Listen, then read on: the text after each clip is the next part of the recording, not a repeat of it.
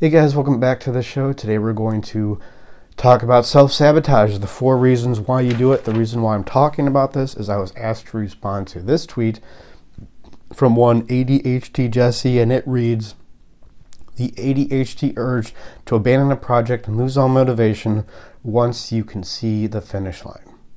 Now, ADHD Jesse, the author of this tweet, he's not talking about self-sabotage, but that sure sounds like it. It sounds like he's implicitly talking about it via his ADHD.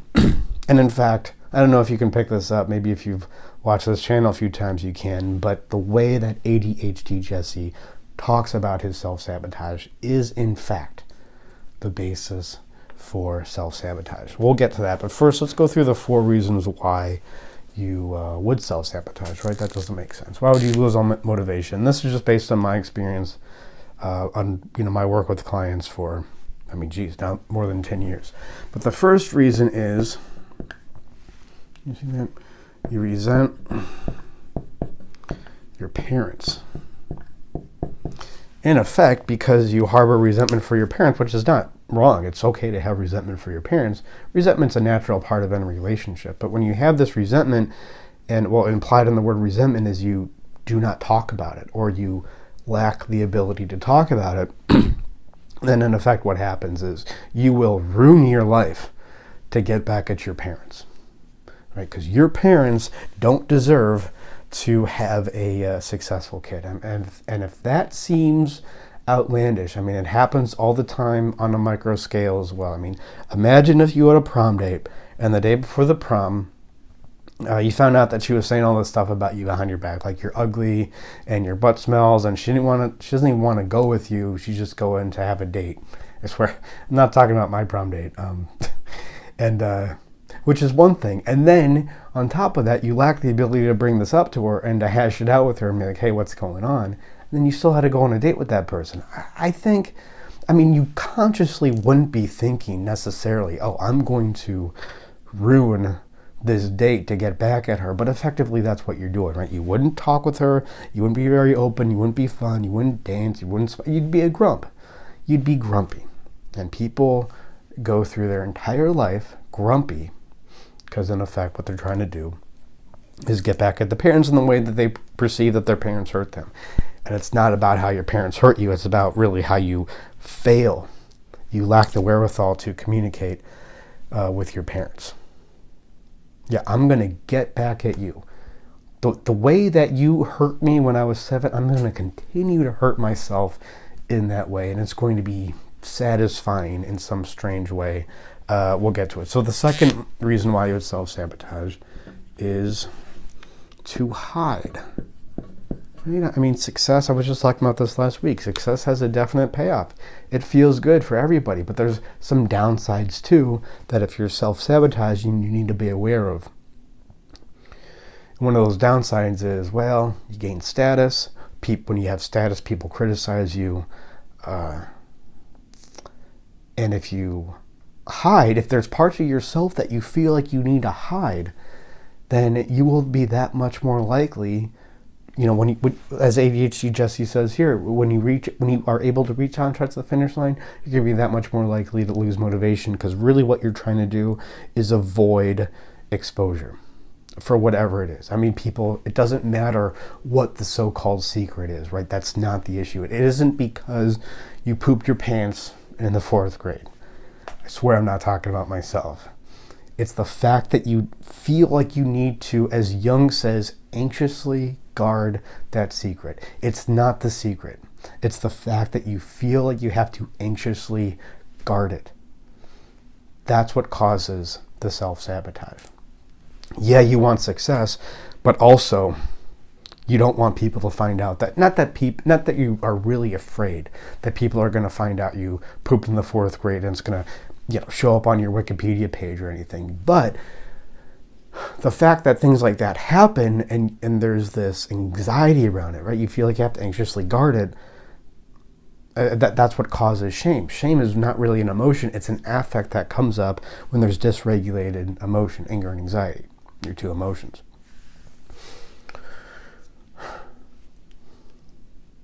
And what that shame will do is it'll do weird things. And when you can reach out and touch the finish line, something that you've been working on for a really long time, then you're going to go, oh, I'm just going to lose all motivation. Okay, and the third reason why you self-sabotage is because you have difficulty with anger. Right, you have two emotional, motivational, you could say either way, apparati, right? You have that which drives you towards a goal, something you want to gain, and that which restrains you from preferably a negative value, something that you want to avoid. You have anger that drives you forward and anxiety that restrains you. Both are really healthy emotions. It's all about how you use them, the context, all that.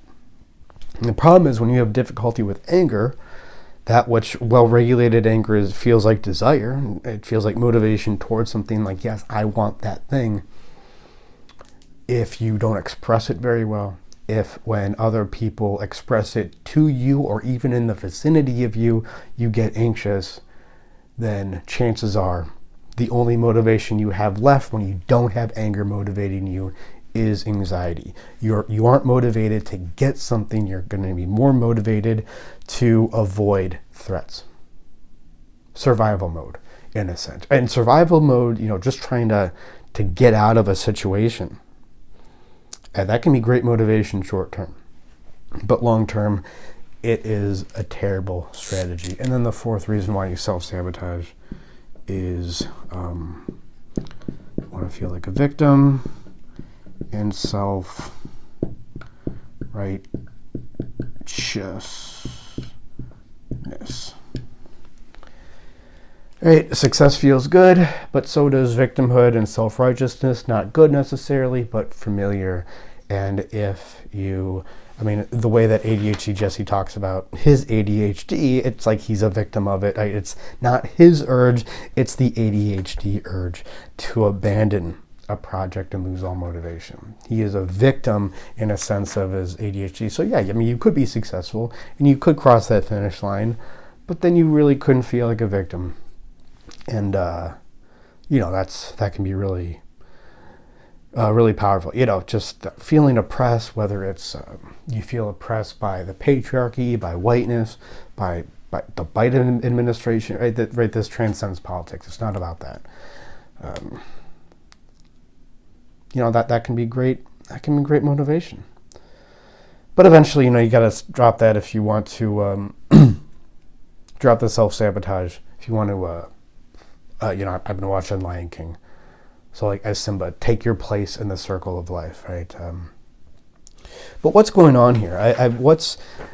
Do we see some kind of, fundamentals here to self-sabotage? And it's going to tie into how ADHD Jesse talks about his self-sabotage ultimately. And let's go through that again. And I'm going to go through a maybe a healthier way to talk about it. So as a reminder, he says the ADHD urge to abandon a project and lose all motivation once you can see the finish line. So let's go through how to express this in a healthier way, and then we'll come at, hopefully arrive at, some fundamental principles behind self-sabotage. Okay, so look, there's a million ways to talk through emotions, but only one correct way. Sorry to be a therapy Nazi, but this is just the way it is. And it's not the way to talk through emotions because I say so. It's based on what emotions are and how they work. This is a diagram how emotions work. I'm leaving out all the description. If you want to see this explicated, joinanimus.com/book. There's a link to the Amazon page. So let's go through it. The first thing you talk about when you want to talk through a situation in a healthy way is got to look at the facts or the situation. So what are the facts? He actually does a pretty good job here. But let's leave out the ADHD urge part. It's just, and by the way, I don't know ADHD Jesse, so this is just how I would talk about it if I was in this situation. And believe me, I have been. So I'm just going to talk about it through my perspective. This may not be him and all. It could all just be my projection, and it's me up here looking silly. That's okay. So it's really what he's doing is he's abandoning the project and losing all motivation once he can see the finish line. Let's leave out the ADHD part, because I that's, we're going to get to it. That's like the victim trying to squirm out of it in a sense. Okay, so that's the situation. And then the next thing we're going to talk about is the feeling. Right? Because the situation comes in here, it affects us, it causes a feeling. What is the feeling there? I know we only have two emotions, but an infinite array of feeling states, the way that these emotions interact and how our decisions affect the emotions, it's never ending, hexadecimal, whatever kind of feeling state.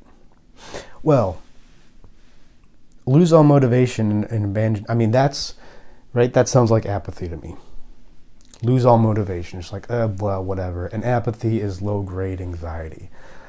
But specifically, the feeling that I would use there is apathy, like you just don't care. Now you got to talk about what the feeling. This is when you begin to bring up more unconscious content, right? What does the feeling mean to you? Not the situation so much, but what is the meaning behind the feeling? A good way to ask yourself this, or to figure out what the meaning is, just ask yourself why. Why do I have this feeling? Well, if I had this feeling, and I definitely have, it would be because, well, the goal doesn't matter. Right? I can tell myself the goal, the end point doesn't matter, because when the goal doesn't matter, I don't have to care. I don't have to be part of the circle of life. That's what I tell myself. Right? That's what it means to me. That's my unconscious content. Right? What does it matter? If the sun's going to turn into a red giant and overtake the earth and we're all going to die eventually, who cares? I don't have to care. That is a way I protect myself. I don't have to care. And now, there's probably a lot more there for me, but I don't want to be, embarrass myself too much. So now we look at here. The fourth step, you got to look at content that is unconscious first, and then partially conscious content. This is when you look at your responsibility. Not again, not for the situation, but for the emotion, for the apathy. How would this emotion be my situation? I mean, you guys, I appreciate that a lot of you guys are out there trying to take responsibility for your situation. It will never happen fully and in the way that it needs to happen so you can grow and mature and take your place in the circle of life. It's never going to happen for you until you can really take responsibility for your emotion. The way you do that, there's three ways. I call it the BCR test. This is all going to be in my next book, by the way. You got to look at your benefit, how you contribute to the state, and your relation, or how you relate. If it's a conflict, you look at how you relate with the other person in conflict. There's no conflict here with another person. Well, so what's the benefit? The benefit is, you get to feel like a victim. You get to feel self-righteous. I get to protect myself by saying I don't have to care, right? It's like very much the stoicism fantasy of, the only thing that matters is me and my own thoughts. And, ultimately whether I reach that finish line or get that, success, it doesn't really matter. And how do I contribute to it? Well, I would look at ways in which I have a difficult time expressing anger. And there's lots of ways, because we know that's at the root of it. And then the fifth thing to do up here is, how do you confront the situation exactly for what it is? This is to do. How do you do it? Well, the first thing I would say before you can start doing anything in the real world, I would get very comfortable talking about this in a healthy way without saying, oh, it's the ADHD urge, it's my ADHD. And that's really the root of self-sabotage. I said that word before. It's a great word. It applies to so many situations in therapy, in real life. Just trying to squirm. As you work towards the goal, you kind of feel, and I talked about this last week, didn't I? That the corridor kind of feels like it's closing in on you and you want to get out of it. It's like this survival thing, like, oh, I can't be trapped. I'm going to get claustrophobic or something, and you want to squirm out of it. And that is the root of self-sabotage. That is what you do existentially, and that is what you do emotionally to yourself first before you can do it existentially. That is what ADHD Jesse does here, right? It's the ADHD urge. First off, he probably doesn't have ADHD, because people who have ADHD, most of them don't. It's anxiety. Anxiety presents as ADHD. Now, if you show me, a brain scan of your brain, and I can see a thinning of the executive function of the prefrontal cortex and some other areas around there, then I'll say, okay, yeah, that's ADHD. And you know what? There are awesome drugs out there. It's basically like diffused meth in your system. It's a meth that lasts for 18 hours. It's great stuff, and it's a lot of fun. I mean, it tunes you out of your emotions. That happened to me when I was on it, so be careful. But if you really have ADHD, there's a great drug for you. It's not an excuse anymore, right? Mental illness is real. Your depression is real. Your ADHD, it can be real. It is not an excuse. And that seems like a conflict, but the way that you can merge those two ideas is to understand you got to begin with your emotions and how they work. So you can stop trying to squirm out of these situations as you talk through them. That's what we do in therapy. You got to say it right. You got to say it exactly right, and we'll get you there eventually. It'll be second nature when you can say it right, when you can talk honestly about what's going on with you in your emotional life and your psyche, whatever your ADHD, then you're going to see that. Well, first you're going to start expressing anger well, right? You're going to stop hiding. You're going to develop a better relationship with your parents, the best possible relationship that you're able to develop with them. It